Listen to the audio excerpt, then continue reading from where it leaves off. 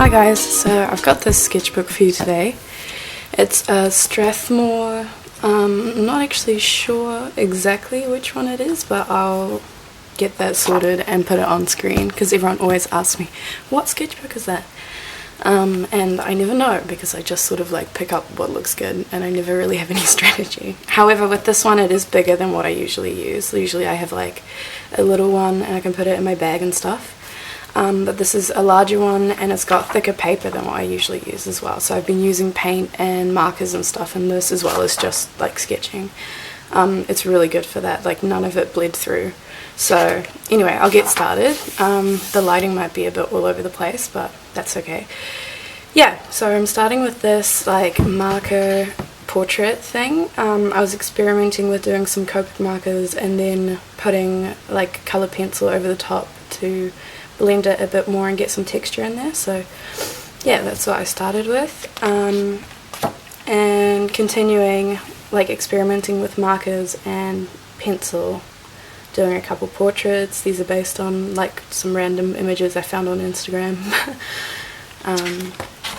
Then I was experimenting with some typography, so I think even when I'm going to be working digitally with like actual type in Photoshop or Illustrator or whatever, it's so useful to just draw first. So I did these with marker and pencil, and continuing on just trying out different colours and different things.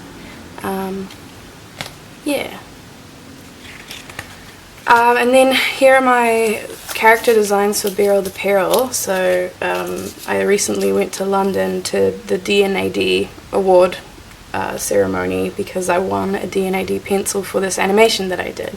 So the brief was from Beano Studios, and Beryl the Peril is actually one of their old characters from the comics in like the 60s, and they wanted to revamp her for the 21st century, I guess. So yeah, I decided to make her like a adolescent, like sort of scrawny girl.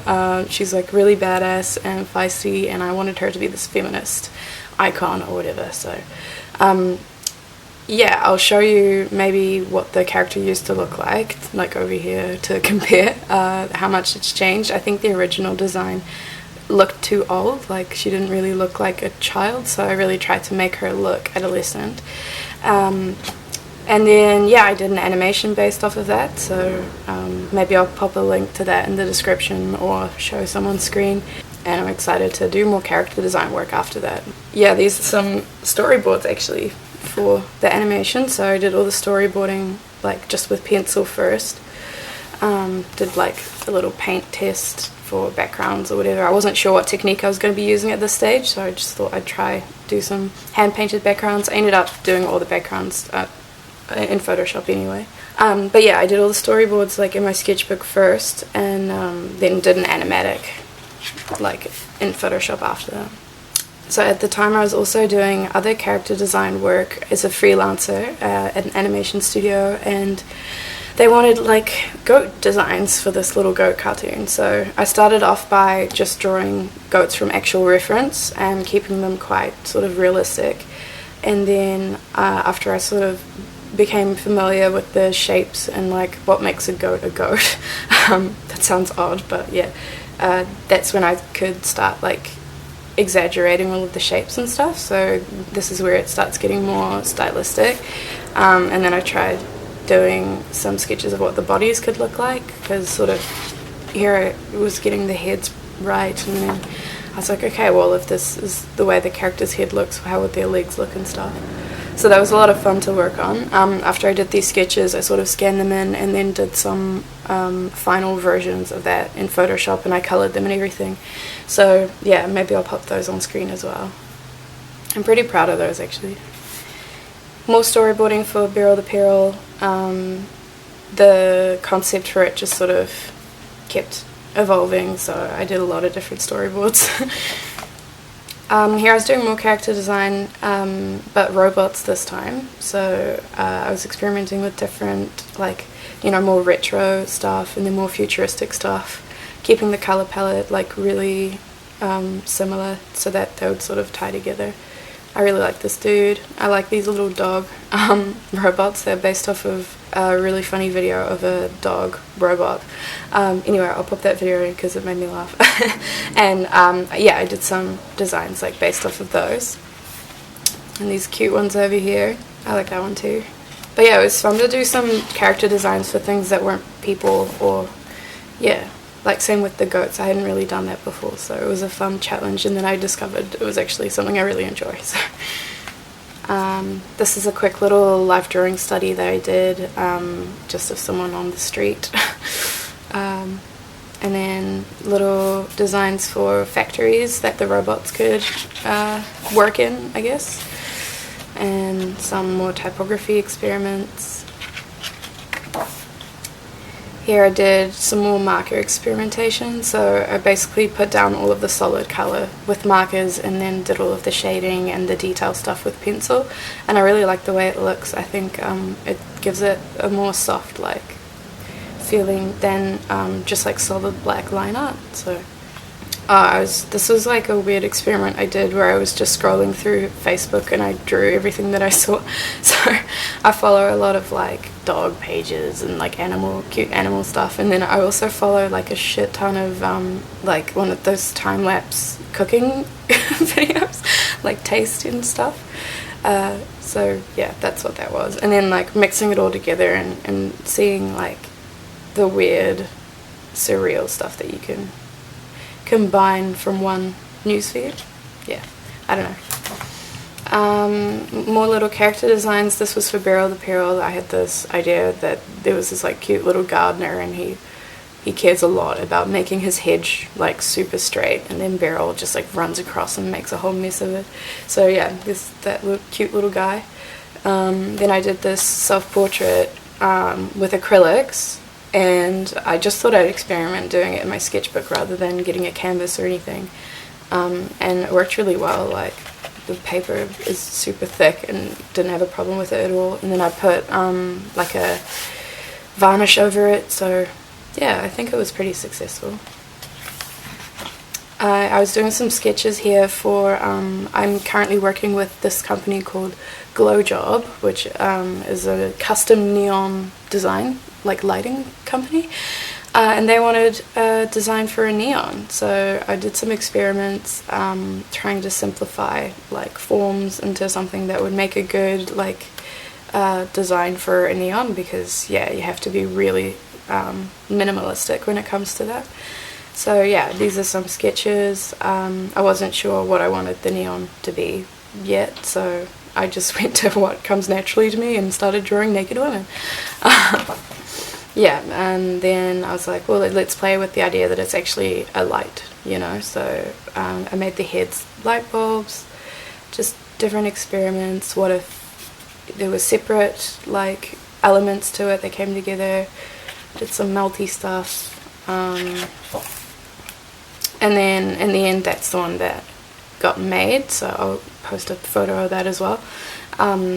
That sort of collaboration with Glow Job is an ongoing thing, so I'm still designing stuff for them. They've got some really cool lamps based on plants and other sort of like standing lamps that look like traditional lamps. It's some really cool stuff, so like definitely check it out and like go on Instagram or follow them. Yeah, and then I was watching Daria, so I did some like Daria inspired drawings there. I made that one digital as well. Actually, what I've been enjoying recently is starting traditionally and then scanning it in and working with it digitally after that. There's something about like sketching in a sketchbook that feels a bit more like free, and then once I have the concept done, that's when I can like really utilize all of the great things about working digitally, so like that you can keep editing the color and change the shapes and things as you go.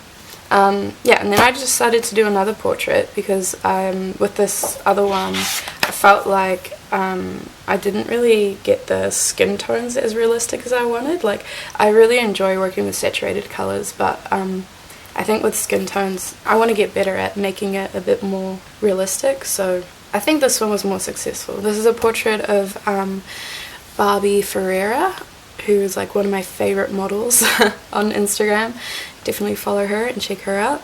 So yeah, I think that one was more successful, and I like the way that I can use really big strokes of paint in the hair and then get really detailed, like in the face. You're guiding people's attention to those parts that are more detailed, so it's almost like focusing a lens and leaving the rest blurry. I don't know. And then people started asking me about, like, oh, what's your painting process like, and can you show us a process video or whatever. So I have a time lapse of this up on my channel that I'll link. I actually I wish that I had filmed this one because I prefer that one way more, but yeah, this one's okay too, I guess. Yep, some more designs that I made digital as well. Some more of those. I think fashion is like a huge influence on my character designs. Like, sometimes I just have an idea for an outfit and they're clothes that I don't really have, or sometimes they're clothes that I do have, and then I just want to draw someone wearing them. Yeah, some more random stuff. I have this like little character that could be like a moody schoolgirl type thing. And around this point I was doing an advertising course, so I did some, I don't know, sketches of ads. This is like an ad for Colgate whitening toothpaste, saying it's like the easiest way to whiten teeth, so you can smoke as much as you want because it's easier than quitting to keep your teeth white. Yeah, there's no way that I would actually run, but it's a fun idea. Then I did some sketches of lamps. Like I said, for Glow Job they had some more neon ideas, so yeah, I did some illustrations first, and then after that I made them simplified to be made into a neon. But yeah, again, I just used markers and then colour pencils, and that was actually really fun. I really like the style of these. This is some more advertising bullshit. We had a Coca-Cola like brief, so trying to show different moods with different types of Coke. I don't know. And that's like pretty much it. I guess I have a couple pages left, but you know when you're just sort of done with a sketchbook and you feel like that phase is over. It sounds so weird, but yeah. I hope there's some fun stuff in there. It's been a bit all over the place because this sketchbook, I think I've had it for like 6 months, so yeah, there's some weird combinations of like character design, storyboard, painting and whatever, so I hope that you enjoyed it. Let me know in the comments. I have another sketchbook that I've nearly finished that's like a smaller one that I've been working on simultaneously with this, so one day when I finish that I'll post that as well. Okay, I think that's everything. I hope you enjoyed it. Until next time.